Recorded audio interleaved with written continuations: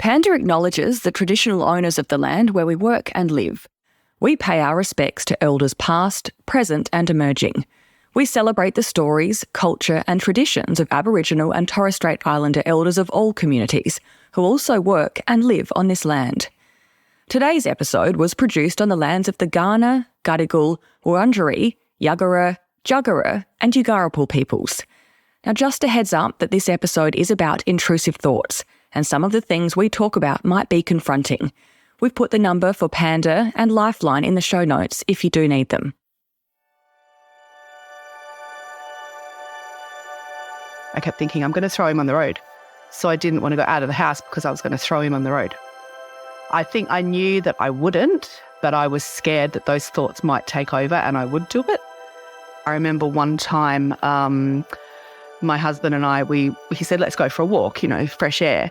And I literally was walking out of the house with my son in the stroller, and I was just like concrete. I could not move. I could not walk out that front gate. And he's like, what's wrong? Come on. And I literally could physically not move. And to have something playing in your mind that is affecting you physically, it's scary. Really scary. Those unwanted thoughts popped out of nowhere after Donna's son was born, and she had no idea how to stop them. After my first son was born, I had them too. Thoughts that ranged from bizarre to outright terrifying just barge into my head for seemingly no reason, and I couldn't control them.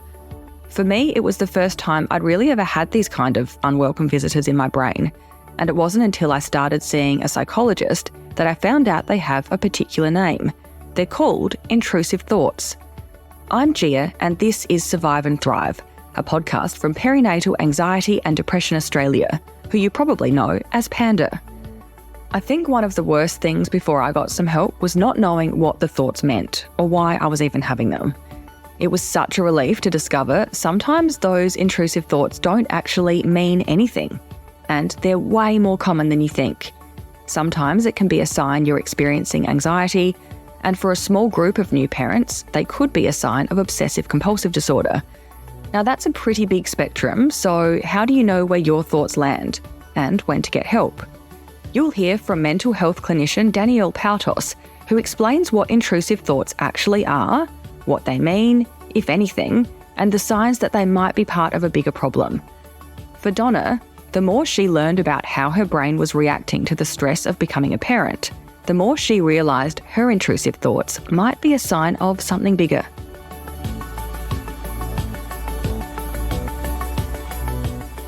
My name is Donna, and I have a 9-year-old son now, and my husband, Simon. We live in Sydney, and we're older parents. I had my son at 42, and then in Bendigo was when we conceived. So, family and friends were a good 3 hours drive away. And I was working from home, work and school, and they're the places you meet people. So to build a network was very difficult. Donna, do you want to tell me about what your journey was like conceiving, particularly at that age? Yeah, well, to be honest, we've been together since I was 20. So it'd been 22 years. Congratulations. Crazy. But I'd never been on contraception, and it was just whatever happens, happens. Obviously, it didn't happen all that time. At the age of 40, I'm like, that ship has sailed. It's not going to happen for us. Cancelled all the high private health insurance, resigned to the fact. And then at 42, boom, surprise. So really an absolute blessing and an absolute beautiful surprise. But yeah, a surprise nonetheless. How did that affect your mental health early on, do you think? Were you panicked? Were you worried going into your pregnancy? Not so much going into it. I think we were in denial for the first 3 months, to be honest, that it, oh my gosh, it's happening to us. Probably more towards the end when, you're getting bigger and you kind of think it's starting to play on your mind. I'm going to give birth. I'm going to have a small person. I won't have someone to come and help me to, relieve me if I get stressed, or, what do I do when hubby's at work and I'm at home by myself? No mum popping in for visits and that sort of thing.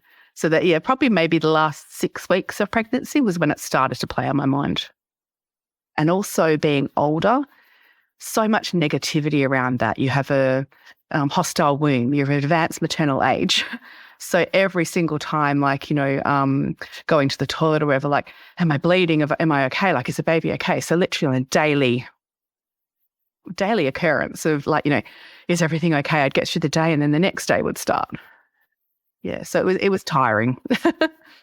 Can you give me some examples, if you're okay, of some of the worst intrusive thoughts you had when your baby had arrived? So maybe when he was a week old, I kept thinking, I'm going to throw him on the road. So I didn't want to go out of the house because I was going to throw him on the road. I think I knew that I wouldn't, but I was scared that those thoughts might take over and I would do it. So you're kind of in this real, like a twilight zone almost. You know that you're not going to do it. A sane person isn't going to do that. But when you're kind of thinking it constantly and ongoing and it's really causing an issue to be able to go out the house, yeah, that's when it got bad. I remember one time my husband and I, he said, let's go for a walk, fresh air. And I literally was walking out of the house with my son in the stroller, and I was just like concrete. I could not move. I could not walk out that front gate. And he's like, what's wrong? Come on. And I literally could physically not move. And to have something playing in your mind that is affecting you physically, it's scary. Really scary. So I became a bit of a hermit, only went out when I had to. Not having a support system really was hard at that time too. What were your thoughts telling you at that time when you couldn't physically get out of the house? Danger. Literally my brain was just going, danger, danger. Don't go out. Keep yourself in a cocoon. Stay where you're safe. Stay where your child is safe.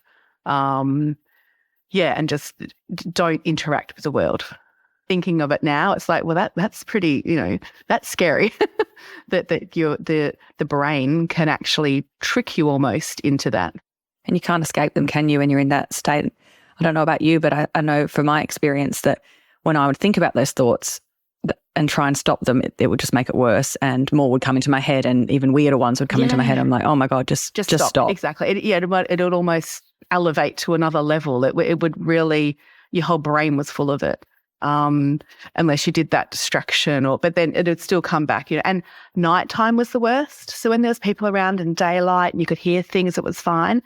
But it was that, 3 a.m. feed where you'd just be there by yourself in the dark and, you'd just be thinking and, thinking how I'm never going to harm this beautiful creature that I've created. But to actually think, you're like, why am I even thinking this? I shouldn't be thinking bad things, And then that just gets you into that spiral, down, down, down. How did you find speaking to people about it? Did you tell anyone about it? Not really. I mean, my mum was the one that was like, hang on, there's something wrong here. But I kind of didn't have anyone. Like, I have friends in Canada, and I called, she called me to congratulate me, and I broke down and I'm like, I don't feel right, because you think everyone's, had a fabulous time at motherhood, and I don't want to, be a downer on their parade, Was there anything that really helped you stop the thoughts, or was it out of your control? My big circuit breaker was getting in the shower, water. Like, water seemed to kind of, or even, like I'd go and do the dishes just to be immersed in some sort of water. That's kind of the circuit breaker for me, and continues to be on my mental health journey. So I'd sort of just get in the shower and just let the water run over me. And that really was that circuit breaker. I could almost breathe properly. I felt calm. It brought me a sense of calm. And then I'd turn my thoughts to something else and let's try and get positive, I would have showers at 2 a.m. some mornings because I just was so just almost sweating from the stress of it all. When did you get some professional help for the intrusive thoughts? So the first lot of professional help was the maternal and child health nurse. That she came to the house 3 times in kind of the first 2 weeks. And my mum was there for one of the visits. She had come up and she's pulled her aside and said, look, I don't think that it's right. There's something kind of wrong here. And so she was speaking with me. I'm like, no, I'm fine. And then she's like, no, you're not. So they literally put me back into the maternity ward at Bendigo Hospital. So my son was just under 3 weeks old. And I was kept there basically as a psych patient. My son, obviously, as a as a baby, but in my room. And then I got a place at the Werribee Mercy mother baby unit. Yeah, so he was the day before he turned 3 weeks old. Great. So you got help early. Yeah. Which I mean, thank goodness.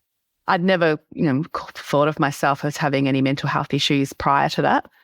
But obviously since all of that and another stay in a mental health unit since, there were issues that obviously weren't diagnosed. But with pregnancy, a child, someone else that you're fully responsible for, it just heightens it.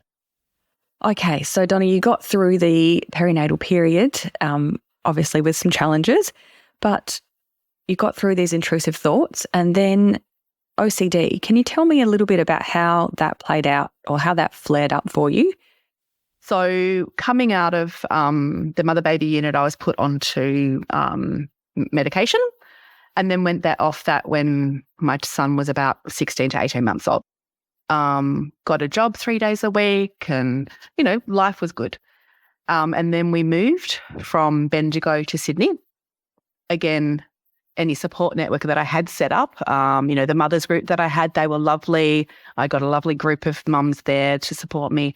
That was kind of, again, taken away, no support network. And my husband lost his job when we got to Sydney. It was all very, but he then got a job in Hobart. And he said, well, we don't want to move again. I'll just fly in, fly out for 6 months, my probation period. So I was by myself with a 2-year-old through the week, Monday to Friday. It got wearing, it got tiring. Being an older mum as well, that it is tiring. And I remember I'd be driving home or driving to get him from daycare thinking there's no one else that knows. If I have a crash, no one knows that he's there to be picked up. And then if they call the emergency number, he's in Hobart and my mum's in Melbourne and there's literally no one here. And so I'm driving, then I'm thinking, don't be stupid. You're driving, you're going to not be able to concentrate on the road and it is going to happen. So that but then it really got to a point one day when I was driving home and I thought, I'm going to run us into a tree. I want to run into a tree. And I stopped the car. I'm like, what are you doing? Got home. My husband had actually come home from Hobart by then and had another job. And I called him. I said, you have to get home. I'm not well. He's like, what? What do you mean? I said, get home right now. I put me and my son to bed and just lay there until he got home. So then when I woke up, I went into the Sydney Clinic, which is a mental health hospital. That's when I was diagnosed with OCD. And it just took this weight off my shoulders. And I'm like, that explains so much of my life, so much of my childhood, going through, adolescence and pregnancy. It explains so much. And then I was able to, okay, now this is why it's happening. So you think you must have had this your whole life? I think so, yeah. Yep. I've always been a very organised person. And when I was a child, I would always have to have the TV or radio on 5, 10, 15, 20, volume. It couldn't be anything in between because something bad was going to happen. But being a child, I probably didn't know how to really react to that, or I didn't kind of know what that really meant. It was just something bad. And then as I sort of grew older, walking around shopping centres. So a shopping centre, maybe 2 or 3 story that has a void in the middle. And I'd always have to walk on the side of the shops because if I was on the other side, I thought I might throw myself over. And yeah, kind of just out of the blue, kind of a thought would pop into your head and just, it scares you. But then when I started to think about the throwing myself over the thing and not, sort of going into the water because I thought I was going to drown, that's when it's like, this is an issue. This isn't a normal intrusive thought, shall I say. Looking back, what is the one thing you wish that you had known about intrusive thoughts? I suppose that they can happen and they're normal. I mean, probably, 90% of people in the world do have intrusive thoughts at some time or another. It's just the level of, or I suppose how mild or moderate or really huge they are. That they're normal and that they could be part of a bigger issue, that they could be part of the OCD, the ADHD or some other kind of issue. Yeah, and then obviously you could then put two and two together, go and seek help and see if you have that issue or if you need help. It took Donna a long time to decipher exactly what her intrusive thoughts meant. And a lot of that boils down to the fact that it's really hard to know when a thought crosses the line. Perinatal mental health clinician Danielle Paltos helps new parents figure that out all the time. In fact, she's so passionate about this that she squeezed our interview into her busy day in a tiny room with a bit of background noise, so the audio here isn't ideal. But what she has to say about intrusive thoughts is invaluable, so please stick with us. Here's how Danielle makes that distinction. So when we think about what an intrusive thought is, for it to be intrusive, typically it feels unwelcome and unwanted. The thought can make you feel really anxious. It might appear repeatedly in your mind. So it's got this recurrent, unwanted and really distressing sort of quality to it. Sometimes it can be thoughts, Gia. Other times it could be an image or an impulse. And sometimes those thoughts can have a perceived level of risk or threat associated with them. And one of the things to kind of hold in mind is that these thoughts typically just don't align with how a parent views themselves or their personal values or their self-identity, and they often target the things that they cherish the most, which is probably where the stress kind of comes from.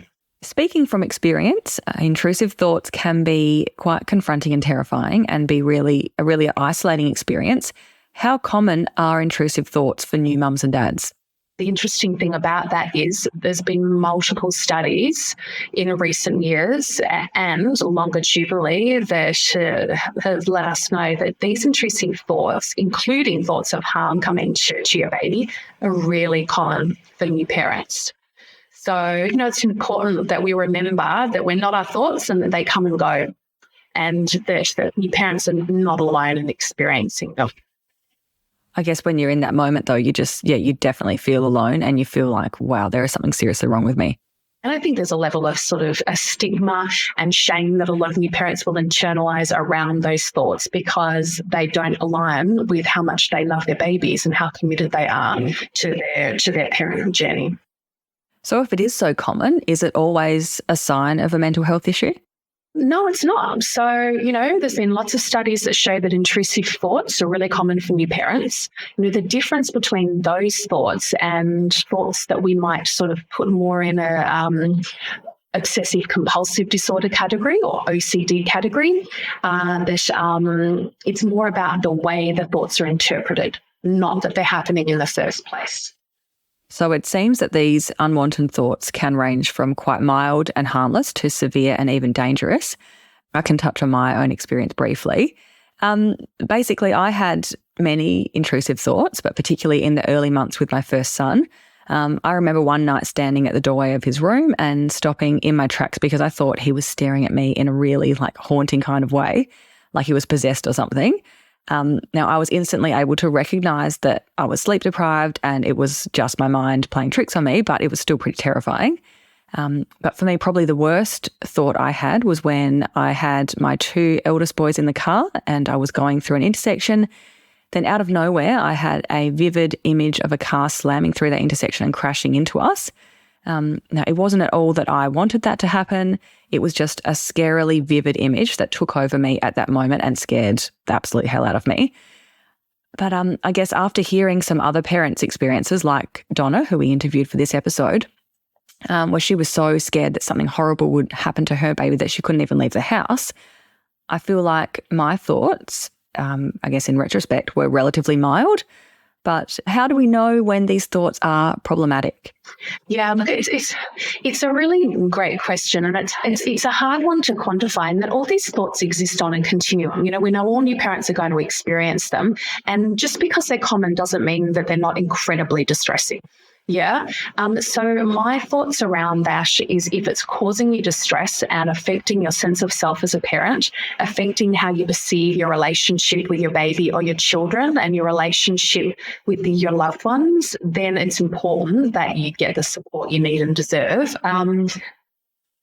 But also, it is common that these thoughts kind of come up. So at the mild end, they can look like a fear of making the wrong decision as a parent, but at the extreme end, it's an overwhelming anxiety for some mums that they might be the ones that harm their babies. So sometimes they might even, avoid connecting with their baby to protect their infant from those scary thoughts.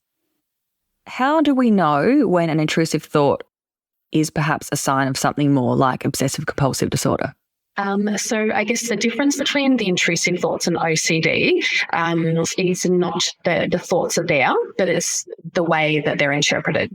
So OCD can develop when a parent typically comes to fear that the presence of those thoughts might mean that they have a wish to harm their baby, despite having no intention. I think typically what kind of tips it over into that threshold is when the cycle that a parent might feel stuck in becomes really difficult to step out of. So there's the intrusive thought or the obsession comes into your mind, and then to neutralise the perceived risk or to reduce the distress felt by that thought in the moment, a parent might engage in a compulsion, which, we might talk about as an associated action. But unfortunately, the relief is only temporary. So then they kind of get stuck in this noticing an intrusive thought and then feeling the urge to act along, to follow through with a compulsion to make things feel safer and less scary. I spoke to a gorgeous mum a little while ago where she couldn't bathe their baby anymore because she just had this overwhelming intrusive thought that she might unintentionally or deliberately drown her baby. And this was absolutely the opposite of how much she adored her baby and wanted to protect her and keep her safe. So she couldn't bathe her buds anymore. And she started distancing herself from a lot of those practical day-to-day sort of parenting tasks that are not only practical, but they're bonding. They're the foundations of that connection. Gosh, that's terrifying. You think of people, and it already is so hard to speak up when you're having weird sort of thoughts, or if you're feeling anxious or you're going through depression, you don't want to speak up a lot of the time because you're worried about someone perhaps taking your baby or thinking you're not fit to be a mother. So I can imagine some of these women going through or having some of those thoughts and thinking, wow, I really can't tell anyone about this because what's going to happen? Yeah, absolutely. Because there's so much fear that the thoughts will be misconceptualized or misunderstood by health professionals. And there's also that kind of stigma and guilt and shame we're so vulnerable to internalizing as women and as mums that keeps us feeling like it's not okay to talk to them. What separates OCD and general anxiety? Say somebody that just sort of feels anxious, perhaps they haven't been diagnosed with an anxiety disorder, but they feel anxious. You've got a baby at home and you like doing things in a certain way. You like to keep the house really clean. You might feel a bit anxious when the house isn't cleaned in a certain way, but once you've been able to clean the home, you'll feel calm, settled, content, and you'll move on. With OCD, there is no ongoing relief and things won't feel calm after the house has been cleaned. So that obsession compulsion cycle just goes on repeat. Can you overcome OCD? How is OCD treated? That would look like going along to your GP and talking to them about these scary thoughts, and the GP can refer you to see a mental health professional, and you can get some support through your talk therapy. And there's also the option of medication available. Some women will find talk therapy more than enough. Others will find the combination of medication prescribed by a GP or mental health professional alongside the therapy is helpful. But there are lots of ways that you might manage the milder intrusive thoughts, and I'm happy to kind of talk about that a little bit. So one of the things you can do is firstly just talking about them to normalize them and realize you're not alone. with these types of thoughts, instantly we can feel less isolated. And when we're less isolated as humans, we're interconnected beings, we feel less scared. In terms of the psychological strategies, you might find it helpful to just notice and name the intrusive thoughts as they pop up in your mind, and just telling yourself. So you're kind of coaching yourself through, telling yourself, this is just an intrusive thought. They're common. This doesn't define me as a person or parent. And remembering that even if they've got an emotional charge to them, it doesn't mean that they're an indication that you want to act on them. We would really encourage people to try and do something that feels grounding and soothing as those thoughts pass on through. So I guess, we talk about some strategies that might be helpful, but really if it's feeling too overwhelming, the kindest thing you can offer yourself is sharing your thoughts with the people you love and going to speak to a GP or a mental health professional and getting the care that you need and deserve. Do you feel like there is a misconception in society about what OCD actually is? I feel that, society often views OCD as something that has this really visible kind of pattern, the repetitive compulsions. Typically we might think of it as like tapping objects a certain number of times, or cleaning obsessively, or ritualistic behaviours like repeating certain words or counting or following a strict routine. But it can also be more about the mental ruminations. And often that's the main symptom for women, particularly in the postnatal phase. And they're harder to see, they're harder to quantify, and they're more easily missed by the routine kind of maternal child health nurse or GP visits that a parent might engage in those early postnatal weeks. I also think that because of the level of anxiety that you mentioned, Gia, around parents worrying that the scary thoughts of wanting to harm their baby might result in some sort of intervention where a baby's taken away, then that means that part of the experience is less kindly talked about.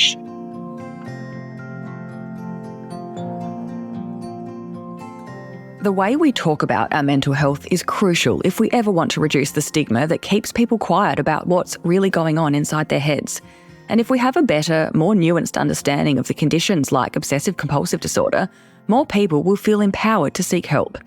Donna has heard all those flippant comments about OCD, and she thinks it can minimise how serious the condition can be.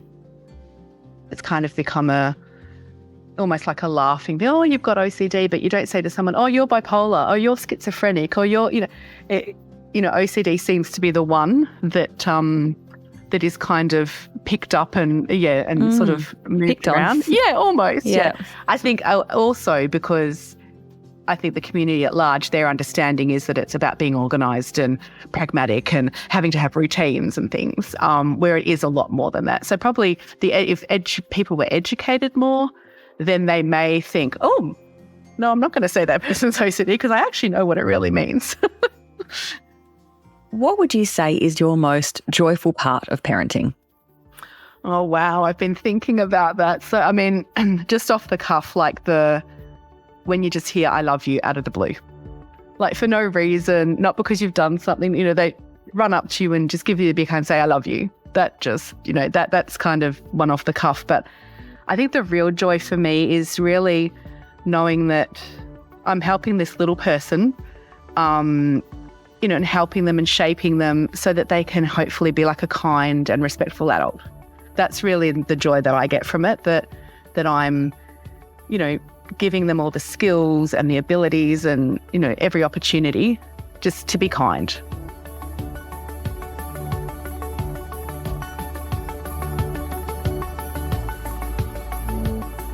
Survive and Thrive is a podcast from Panda, Perinatal Anxiety and Depression Australia, an accredited mental health service. You'll find all the links and information you need in the episode notes, wherever you're listening. But just a reminder, if you are a new or expecting parent, you can call Panda's free national helpline from Monday to Saturday on 1300 726 306. If you're experiencing a mental health crisis, call Lifeline on 13 11 14. If you're in a life-threatening emergency, call 000.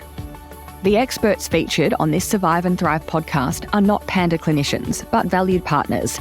Any opinions and advice is their own and not representing Panda. Panda recognises the individual and collective contributions of people with a lived or living experience of mental health issues, their families, loved ones and supporters.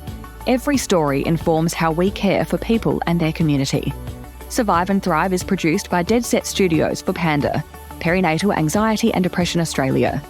Don't forget there are lots more episodes in your podcast feed, so hit follow in your favourite podcast app.